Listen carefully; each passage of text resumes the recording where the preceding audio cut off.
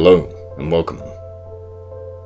I want to talk in this video about the modern perception of pedophiles and how that perception is projected solely onto the male sex, and why that view goes unchallenged, and the damage this projection causes for men, children and society. What is pedophilia? What constitutes child abuse? What constitutes rape? In today's society, that definition is constantly broadening. If we were to imagine a pedophile, the image that springs to mind is that of a middle-aged white male in a trench coat.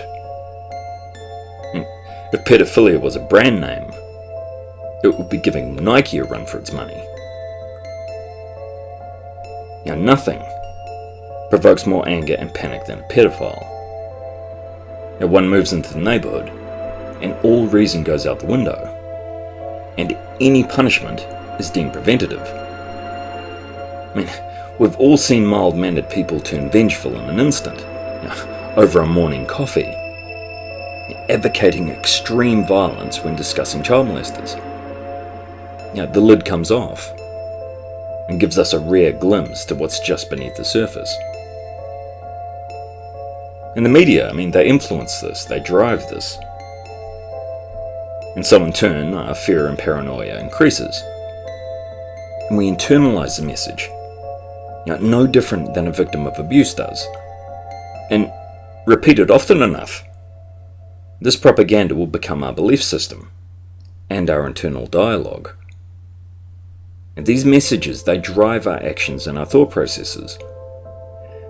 And if these thoughts and beliefs are the consensus, and shared openly without fear of censorship, then everyone is suddenly an expert on something they know nothing about. A wall goes up, and there is no searching for further truth. There's no willingness to understand. All there is fear, misinformation, and misdirected rage, which is really just a pervading sense of powerlessness. If you listen to the media, there's an evil male pedophile on every street corner.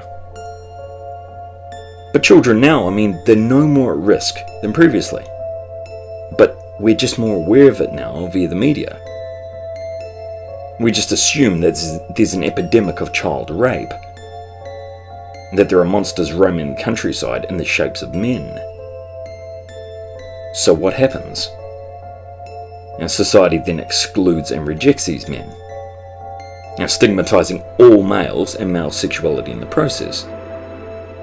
And this climate of fear, it makes it so that any man that questions this solution or any issue related to the sexual abuse of children, he's then seen as guilty by association. And this emotional response by people, it prevents any further rational discussion. And this induced panic.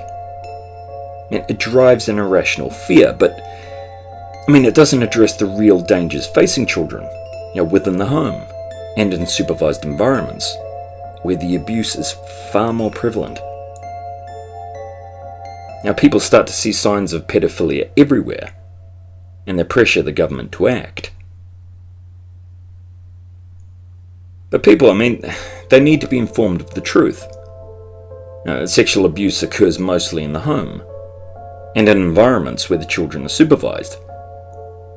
And that sexual abuse of boys by adult females is widespread. Women, they can operate in settings that men have been excluded from. And the abuse, it can be subtle. And if a male questions this, then the spotlight of doubt is put on him for even suggesting that women are capable of it. Males, they must be grateful for being abused.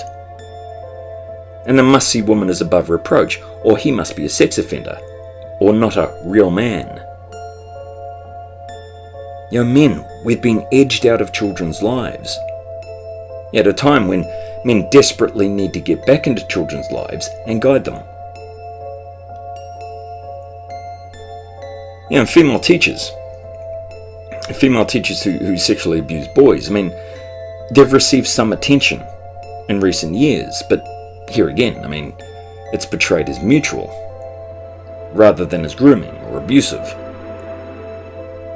But going by the statistics, only a small percentage of female child molesters are teachers. A large number of them are their nannies, they're working in special needs, or in child-minding roles. It's just harder in schools to conceal this type of behaviour. Really, put it into perspective. In a society that condones and encourages this abuse from women, really, how many female pedophiles are out there? In reality, it's actually boys who are at greater risk outside the home. And they're also just as likely to be abused by either sex, so this belief that only males are perpetrators, it only makes it easier for females to abuse boys and destroy lives, either through direct abuse or via false allegations. And from what I know of, for boys who end up in foster homes, it's even worse.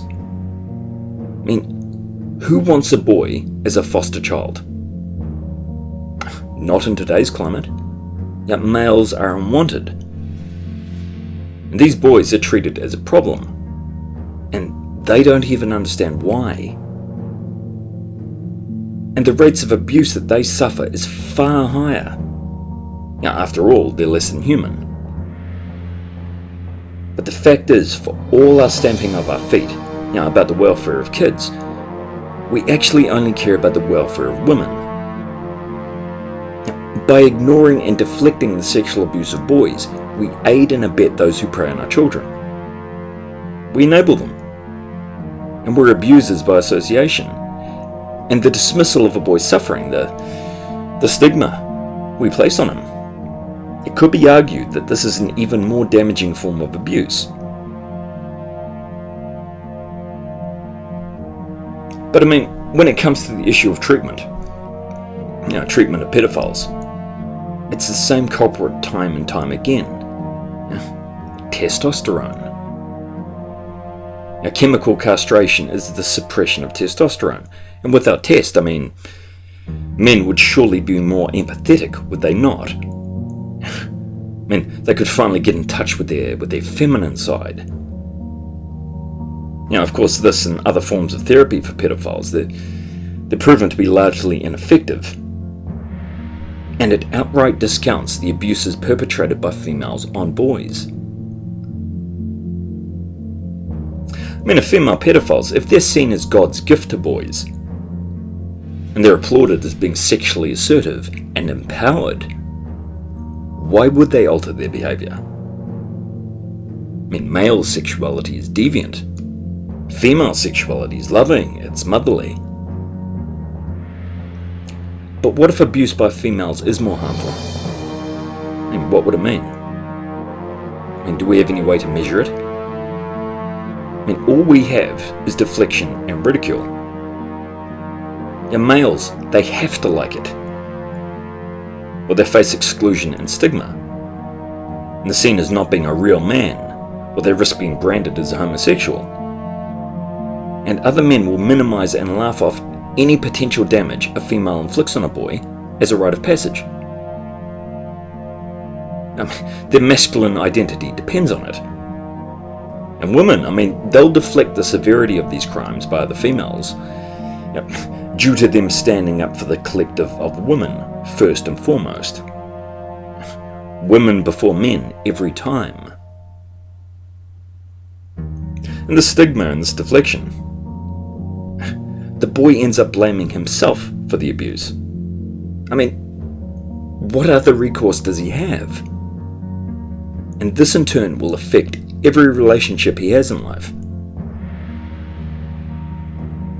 And this coping strategy, or lack thereof, it determines the long-term effects of childhood sexual abuse. The responsibility is placed solely on the shoulders of the boy, where in reality, it's spread across many levels. His family environment, his relationship to the abuser, society's perception. Now this shapes how he'll define whether what he experienced was abuse or a gift. Now factor in the duration, the frequency of the abuse, whether coercion was used, if support and therapy was provided, and whether that therapy was conducive to healing or just inflicted more harm. I mean, all of this, it feeds into how a boy copes after the fact. And what you have is a boy who can't, and doesn't know how to trust. And there's no primary attachment to any adult caregiver due to this betrayal. And he can't self-regulate emotion. And he has all the shame and the stigma that goes with it. And as with adult rape, the definition of pedophilia, it seems to change from case to case. And there's no consensus about the number of false accusations. I mean, there's no regard to the effect that these accusations have on men. And these evaluations by court-appointed psychologists, they're often very subjective. And in truth, they're driven by the same pressure and the panic that we experience. The problem being that every child who makes an accusation is believed without question. And there's no consideration given to whether that child was coerced. And children are susceptible to suggestion, there's no question of that. And what's never discussed is that the accusations can be made due to the child's own sexual fantasies. Pre-adolescent and adolescent girls projecting their own sexual desires onto their father. And this is a very common projection by females, and it's something that's never examined. The sexuality of children is so taboo that no one, even in the psychiatric community, will even broach the topic. And a child, they can make an accusation to punish a parent. And in today's age of entitlement and political correctness, you can believe it's a common reaction. Men, they suffer in a number of ways from false allegations. They lose their job, their home, their assets. They can face bankruptcy. They're ripped from the home. And the children, they can also be evicted. They can end up in foster care, cut off from family, cut off from friends. And really, in truth, as a man, who can you tell if you've been accused of child molestation? Who can you tell? Men, they only receive judgment and isolation. And this is what you will face if you are accused. And this is how fast your life can be destroyed. And if you think you're impervious, you're not. And if you think you can change public perception, or the perception of friends and family, you can't. Once an accusation is made, your life as you know it is effectively over. And there is no negotiation, there is no way out. Not in today's climate of misery and fear. And if you think otherwise, you are living in denial. And in these cases, a therapist, they wield a very heavy hammer. And they say whether that man is approved safe to re-enter society or the home. And this approval, it relies on the falsely accused admitting that he committed the offence.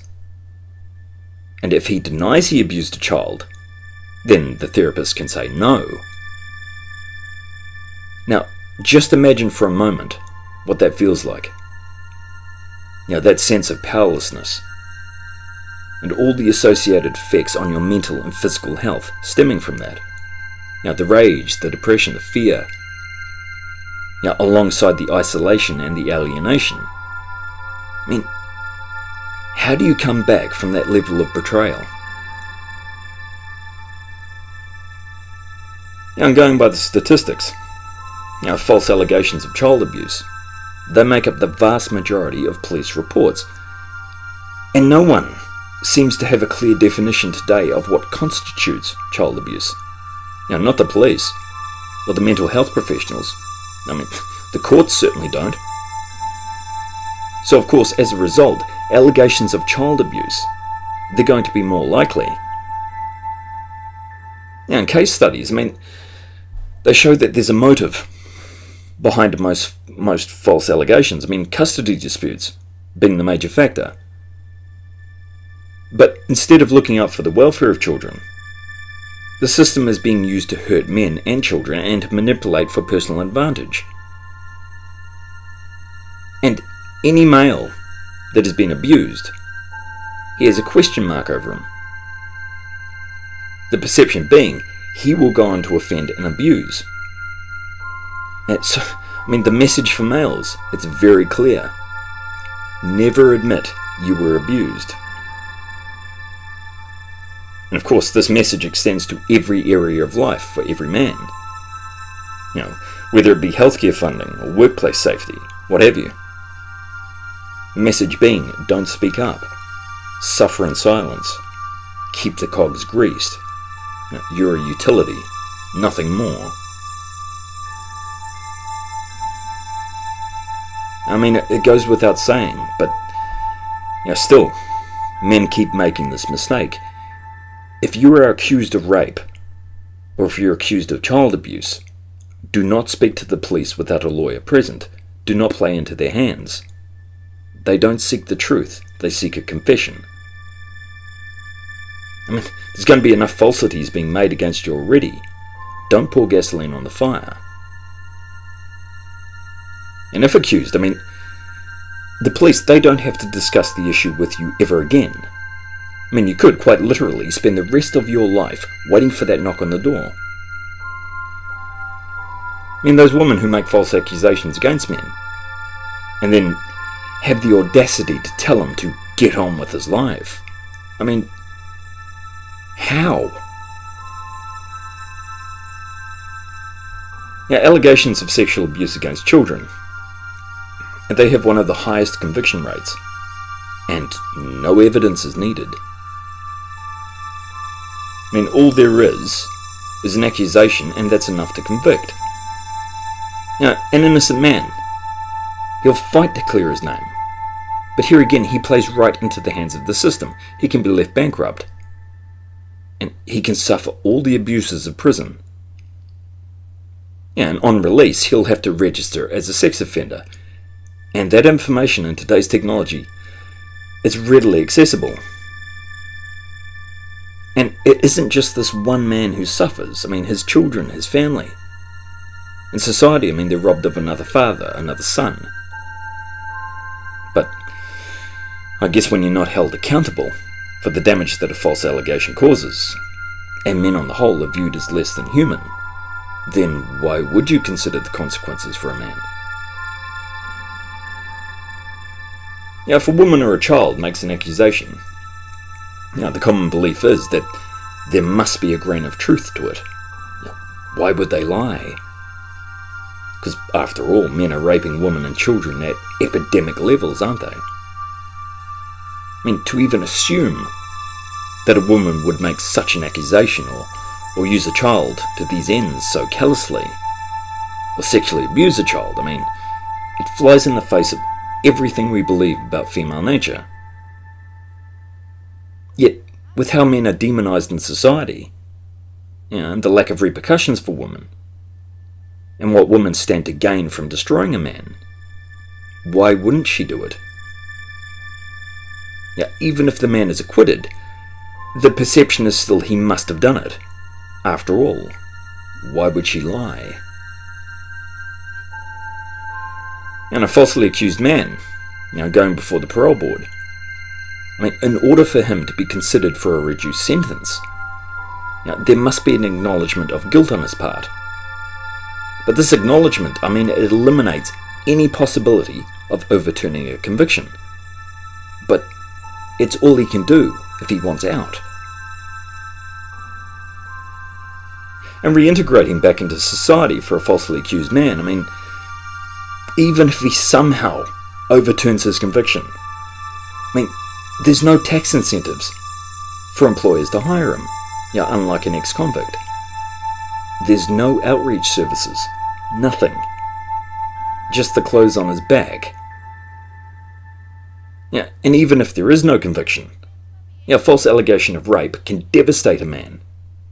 I mean, even before he enters a courtroom, and even if he doesn't, his life will be destroyed through the court of public opinion.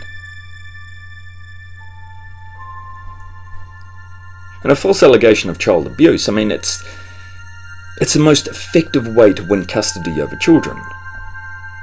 And if the accused has no savings and he can't contest, in reality, even if he does, in most cases he will lose. And going by the statistics and the studies, false rape claims, they're extremely common. But there are very rarely any serious consequences for making them. And with the definitions of abuse and rape constantly broadening, solely in regards to males, men and boys are literally walking in a minefield. And the abuse a man suffers at the hands of the system, the accusations, the prison environment, the public humiliation, the theft of what he's worked for and sacrificed for his whole life, the trauma, the betrayal.